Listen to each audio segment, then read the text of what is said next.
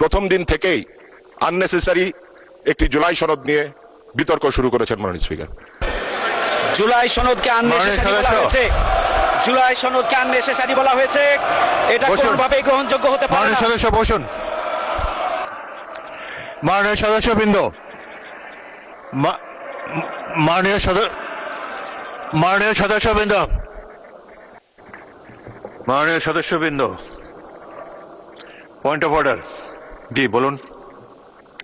তো দুঃখজনকভাবে যে জুলাই গণঅভ্যুত্থানের মাধ্যমে নতুন বাংলাদেশ, যে জুলাই গণঅভ্যুত্থানের ধারাবাহিকতায় আজকে সংসদ, যে জুলাই গণঅভ্যুত্থানের ধারাবাহিকতায় আজকে ট্রেজারি বেঞ্চে সরকার গঠন করেছেন যারা, আজকের এই মহান সংসদে জুলাইকে আননেসেসারি বলা হয়েছে, জুলাই আলোচনাকে। ধন্যবাদ। এটি কোনোভাবেই গ্রহণযোগ্য হতে পারে না। জুলাই সনদকে আননেসেসারি বলা হয়েছে, জুলাই সনদকে আননেসেসারি বলা হয়েছে, এটা কোনোভাবেই গ্রহণযোগ্য হতে পারে না। মাননীয় সদস্য বসুন।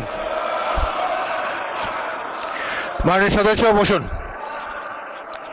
মাননীয় সদস্যবৃন্দ, মাননীয় সদস্যবৃন্দ,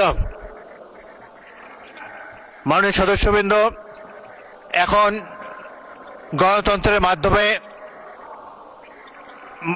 মাননীয় সদস্যবৃন্দ আমাকে অ্যাড্রেস করে কথা বলবেন। আপনারা যা কিছু বলবেন স্পিকারকে অ্যাড্রেস করে বলবেন।